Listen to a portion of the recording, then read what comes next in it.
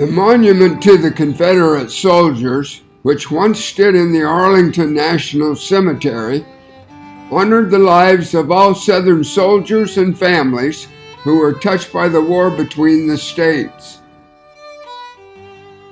Among those depicted in the circular sculpture were the families bidding their sons farewell. But the most poignant image was the young wife embracing her husband for the last time as he turned to answer the call of duty. There were over 2 million Confederate soldiers who answered that call. 284,000 never returned home. About 200,000 left widows to mourn their loss and to carry on with the support of their families, most with young children. By far, the largest loss of life of the Confederate soldier was due to disease or illness. Out of the 284,000 deaths, 164,000 were due to disease, 94,000 battle deaths, and 26,000 died in Union prisons. While the loss of their husbands was felt by most of the widows, the widow of the more affluent plantation owners with slaves had a more stable and secure recovery. It was the rural widow, whose husband was a marginal provider and a non-slave owner, even before the war, who was left with little means of support. As most widows were young, with young children, they had to call on extended family members to help them eke out a meager living. Some quickly remarried to an often much older available spouse, out of need more than affection. Others, usually the older widows who had teenagers that could help on the farm, never remarried and lived out their lives in a devoted memory to their departed loved one. Widows of Union soldiers received a survivor's pension of $8 a month from the U.S. government, even before the end of the war, and $24 after the end of the war. That is $228 a year for Union widows. However, Georgia Confederate widows did not receive a pension until 1891, almost 30 years after the war, and only if they had not remarried and were indigent and had no valuable assets. Most of these pensions were for $100 a year. By 1910, Georgia had relaxed its eligibility rules, allowing all widows of Confederate soldiers to receive a yearly pension, regardless of their financial condition. In the 1911 Tax Digest, Berrien County had 178 surviving Confederate soldiers and 90 surviving widows of Confederate soldiers. In 1910, 40% of Georgia state budget was devoted to Confederate pensions.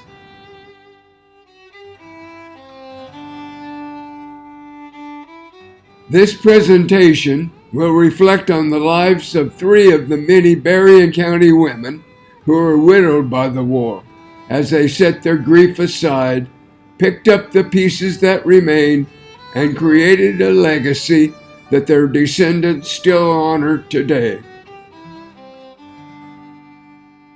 One of the earliest widows of the war, brought about by her husband passing by disease, was Sarah Morris Griffin, wife of Mitchell M. Griffin. Mitchell and Sarah married in late 1854 in what would become Berrien County. In September 1855, their first child, James Wesley, was born, followed by William Hass Griffin in July of 1856. In May 1860, they welcomed their only daughter, Georgia Ann.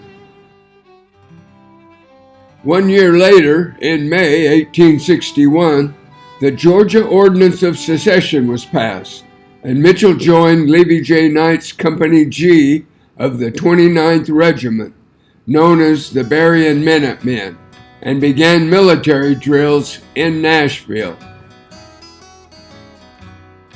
By July, the 29th Regiment and the Berrien Minutemen were on board the Albany and Gulf passenger train headed to Savannah.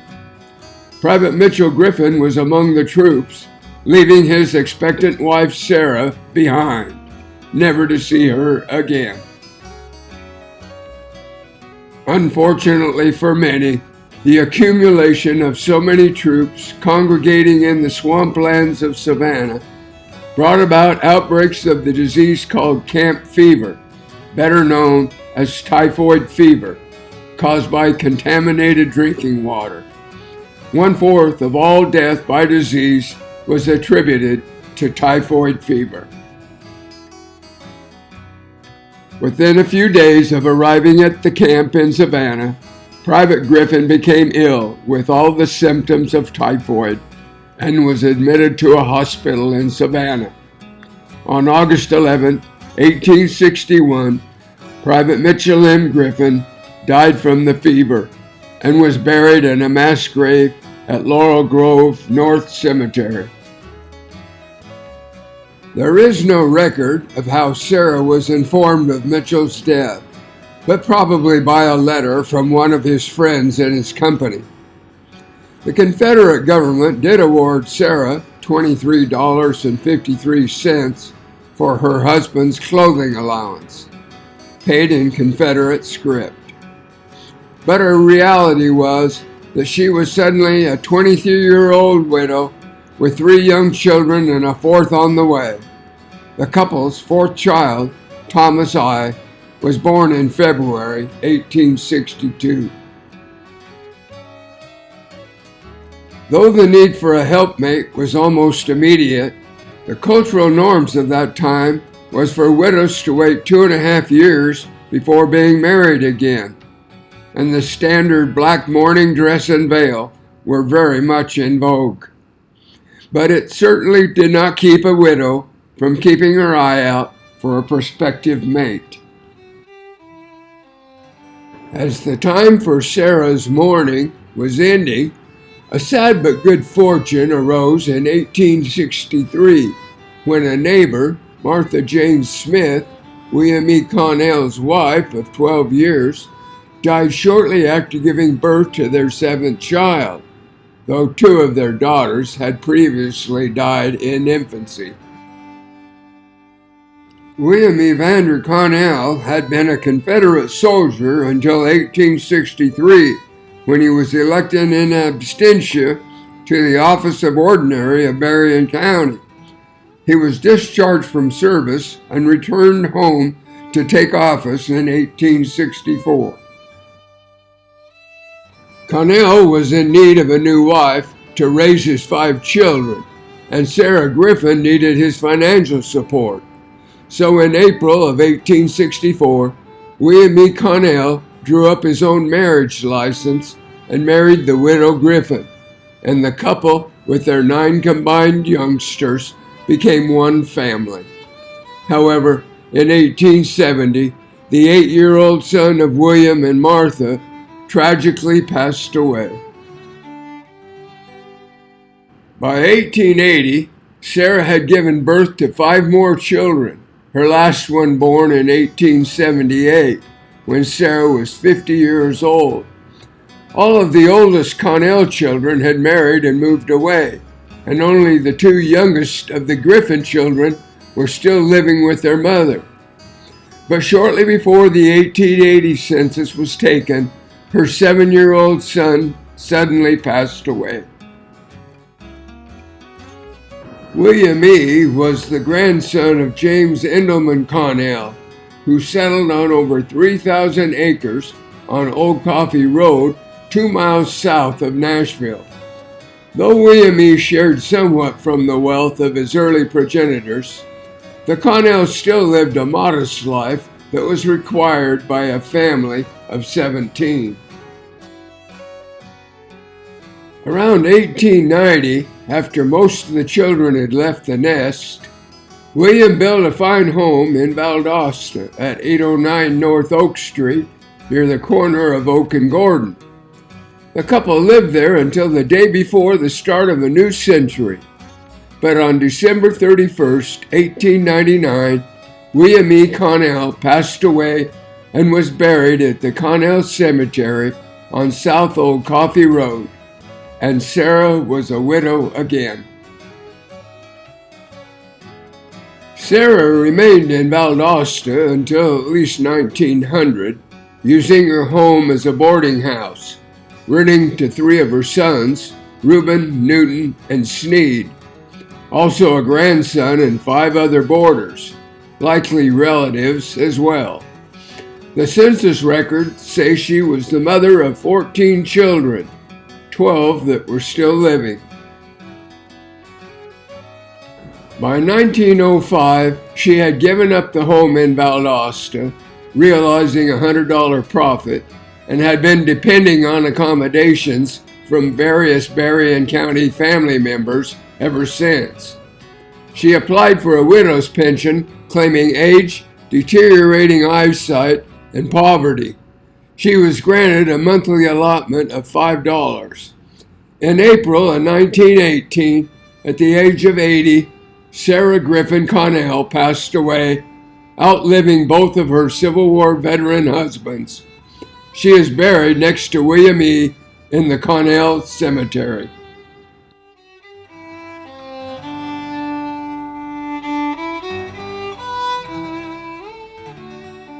There was an unspoken stigma attached to a Confederate widow whose husband died of disease or illness rather than in battle. Though they were no less in need of sympathy and support, it was expected for their families to help them through it. When discussions came up regarding the needs of our proud soldiers' widows, it was understood that the urgency was for those whose husbands had paid the highest price in battle. Such was the case of the widow Rachel Moore Allen, who was the wife of Barsella Shrug Allen. Rachel Moore was the daughter of John and Nancy Osteen Moore of Cherry Creek in Lowndes County. In 1850, she was living with her parents and her 5 brothers, John, Stephen, Warren, Jesse, and Irwin. By 1860, Rachel had married Barsella Shrug Allen and had given birth to 2 boys, William B. and John L. When the war broke out, Shrug Allen enlisted in the 26th Regiment of Georgia Volunteers, in the same unit as Rachel's 5 brothers. By February 1862, Shrug Allen and his 26th Regiment was headed for Savannah, leaving behind Rachel and their 2 young boys. Rachel was not showing at the time, though she was already pregnant with her 3rd child, Eliza.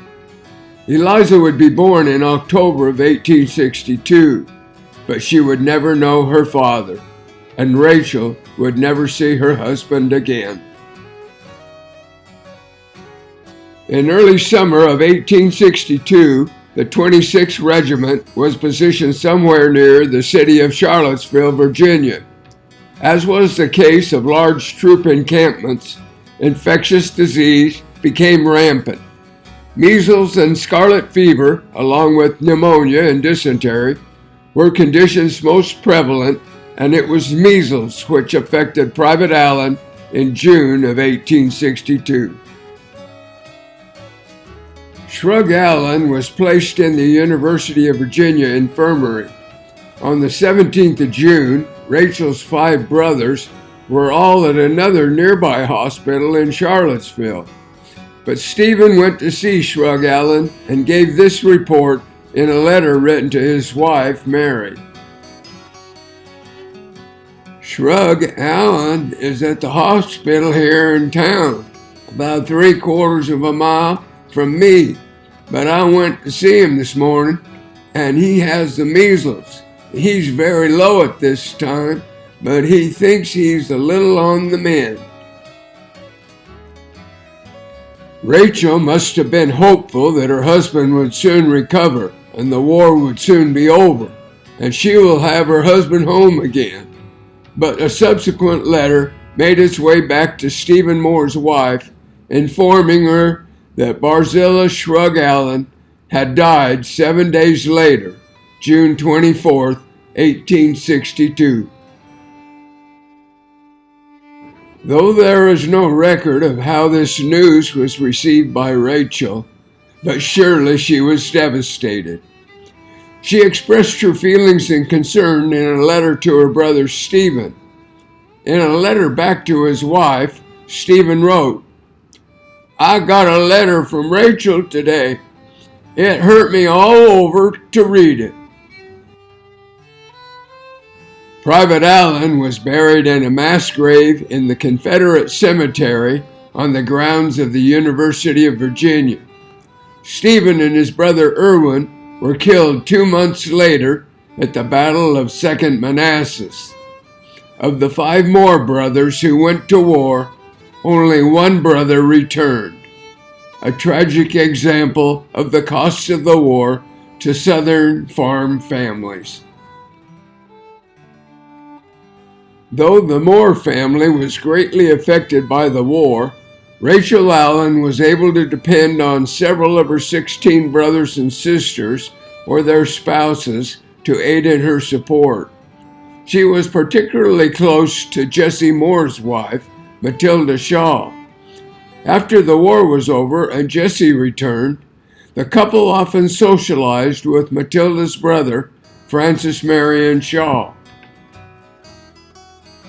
Francis Marion Shaw was a veteran of the war and showed the outward effects when he lost his right arm in a skirmish with Union troops at Cedar Key in July of 1864. He wasn't a whole man, but he was an eligible bachelor, which there were very few of following the war. And Marion was a bit of a catch, as he was 20 years old, 11 years younger than Rachel, who was 31, and he was an obvious war battle victim.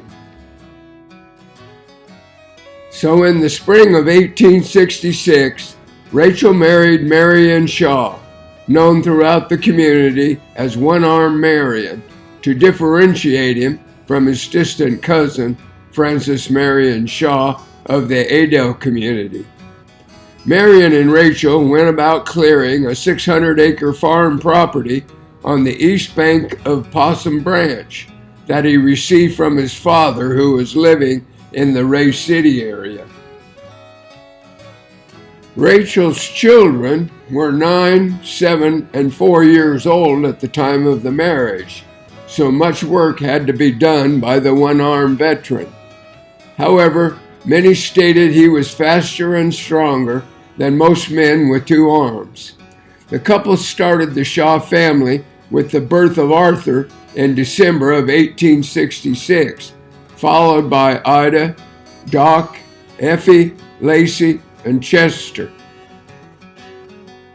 It was a challenge to bring 2 families together and make it one, but Rachel was up to it and always had plenty of love and patience for all 9 of the children. Marion was a loving but stern father to all, but often favored the Shaw youngsters over the Allen children. By 1890, when Rachel and Marion were seeing their older children starting to leave home and getting married, they were once again called upon to embrace parenthood. Rachel's oldest son, Arthur, had been widowed when his first wife, Victoria Knight, died after 2 boys were born. Arthur remarried Gertrude Albritton and moved to Willacoochee, leaving Rachel's 2 young grandsons, Bruner and Brody, to be raised by the 55-year-old grandmother. One of the most traumatic events in Rachel's life occurred in September of 1900, when she witnessed the murder of one of their sharecropper tenants. Rachel had been visiting the sharecropper's wife, who had been ill. On her way back home, Rachel walked part way up the lane with the sharecropper's wife. Suddenly, the tenant farmer emerged from the bushes and shot and killed his wife. Rachel ran for her life, expecting to die when the next shot rang out. However, it was the self-inflicted shot by the sharecropper. Rachel reached the farmhouse and summoned Berrien to go back down to the site of the murder. He found the wife dead, and her husband died within an hour. In 1911, Rachel was struck with great sorrow with the death of her youngest child. 37-year-old Chester Shaw had eaten a meal of quail when a bone lodged in his intestines and he died of gangrene. About 1917, the elderly Shaw couple decided to sell the farm and move into Ray City. They built a fine home there on Jones Street. That home became a meeting place for many family gatherings, where stories were told of the pioneer days and the war between the states and how Berrien lost his arm. On Sunday, dinners were prepared by Rachel and her 3 daughters, all who were great cooks. Rachel succumbed to incidents of age in April of 1921 at the age of 85. Her husband died the following year in September of 1922. He was 76. The couple are buried side by side at the Pleasant Cemetery in the New Lois community. Today, the descendants of all 9 of Rachel's children and 48 grandchildren still honor her life when they hold their Shaw Allen reunion each year.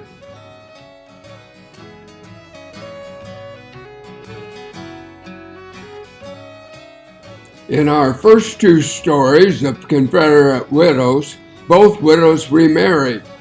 However, such was not the case of Elizabeth McCranie Patterson. We would not know much about the life and character of widow Patterson had her son, Neil Patterson, not written a touching memorial of her life at the time of her passing. Most of her qualities of character and experiences in life are shared here from that memorial, titled Mother. Elizabeth McCranie Patterson was the wife of James D. Patterson. She was the daughter of Jack and Mary McCranie, and he was the son of Alexander and Katie Patterson. About 1846, Elizabeth, age 21, and James, age 18, were married in what would become Berrien County. In 1847, the couple started their family with their first child, Nancy Jane Patterson. After 1847 to 1863, Elizabeth gave birth to 10 children. 3 would die in early childhood, 1 of fever, 1 burned to death, and another crushed to death when a rail fell across his chest. The 1860 census shows the Patterson family living in the area east of Sparks, with 6 of their 10 children. The oldest 3 were all girls, and likely involved in meaningful farm chores. The younger 3 boys were not much help yet with the heavy chores.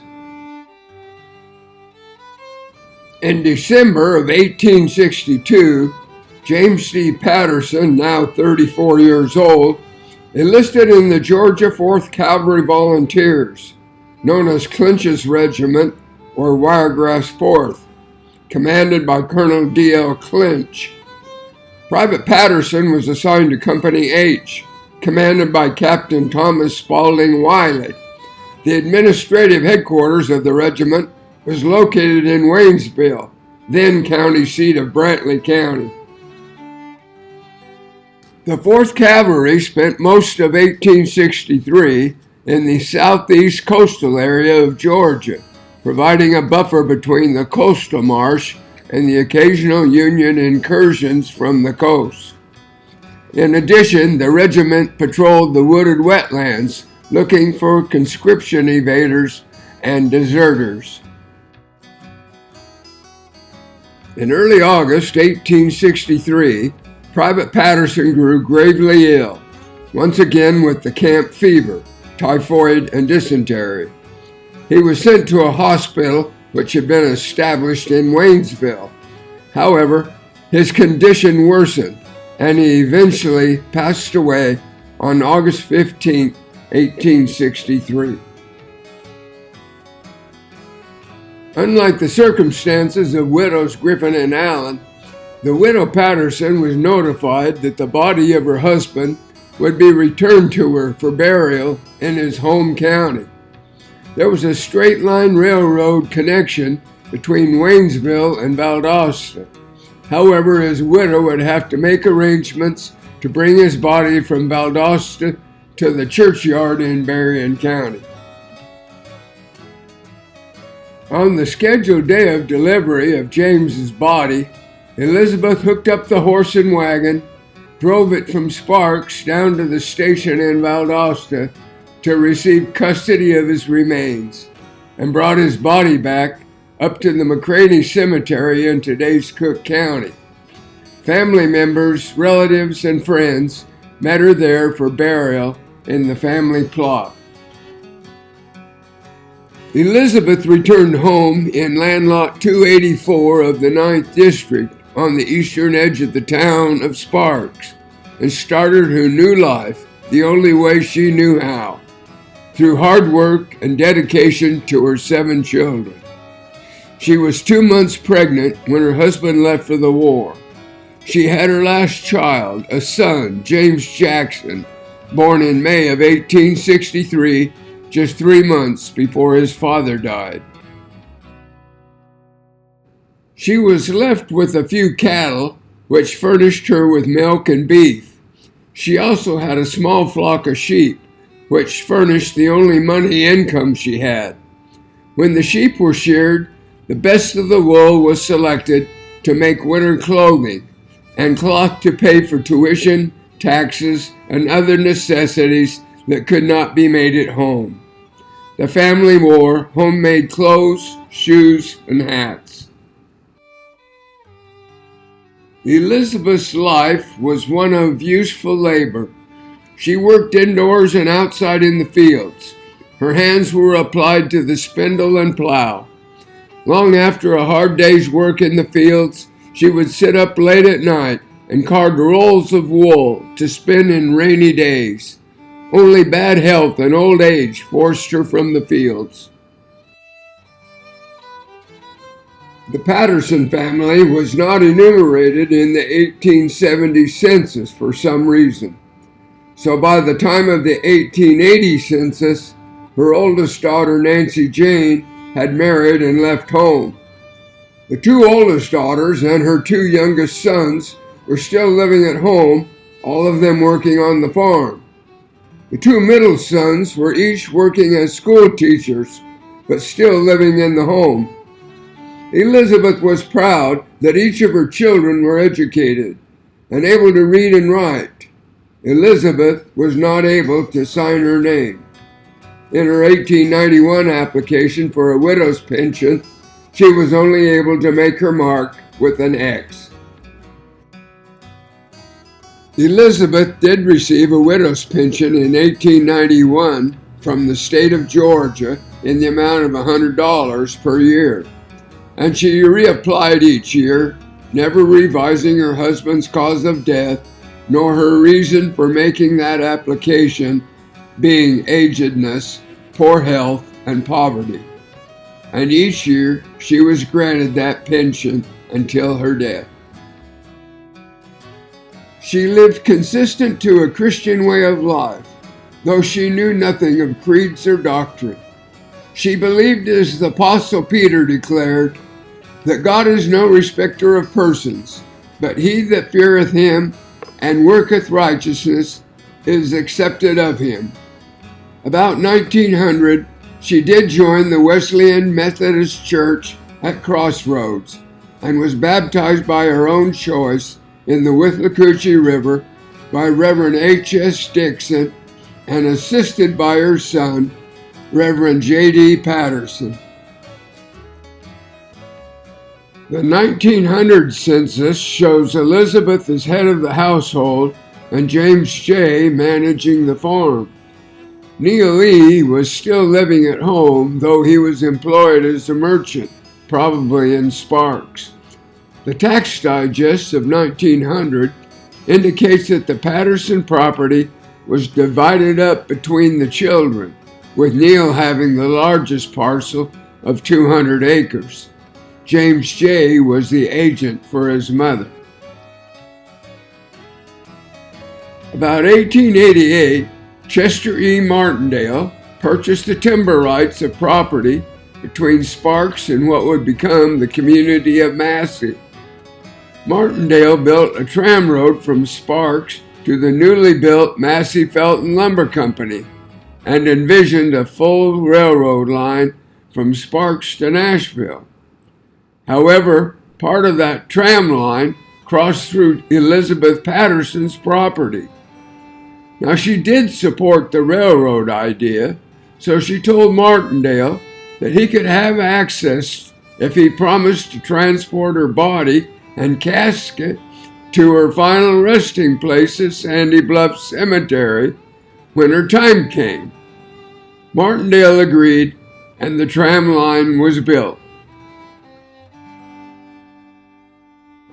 Elizabeth was hampered most of her adult life with asthma attacks.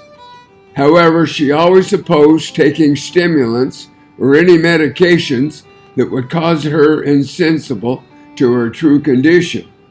As she grew older, her wheezing became more pronounced. In the days and hours before her death, she was not sick or in pain, but each breath became shorter and weaker until she finally passed away on November 11th, 1912. She was almost 87 years of age.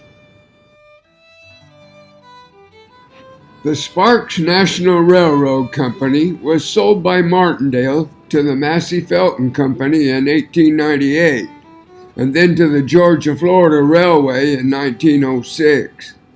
But the agreement made by Martindale and Elizabeth was honored by the Georgia-Florida Railway Company, and they transported her body and casket to Sandy Bluff. The family met the train there and carried her casket to the cemetery on the banks of the river that she was baptized in 12 years earlier. And there, Elizabeth McCranie Patterson was laid to rest, wearing the dress she was married in, perhaps with the thought that Private James D. Patterson would recognize his wife he left behind 50 years before. There are hundreds of other stories of Berrien widows who found themselves faced with not only the loss of their dear husbands, but also the stark reality that they were left to fend for themselves and their family, to provide love and affection to the children, while mourning and aching for the love of their departed companions. In Shiloh, Mississippi, there is an impressive monument honoring the Confederate dead. At the center of that monument are two women dressed in mourning shrouds, comforting another widow who had just heard of the loss of her husband. And as we honor the memory of those who served in that war, may we also take time to remember those women who survived and carried on, those Confederate widows.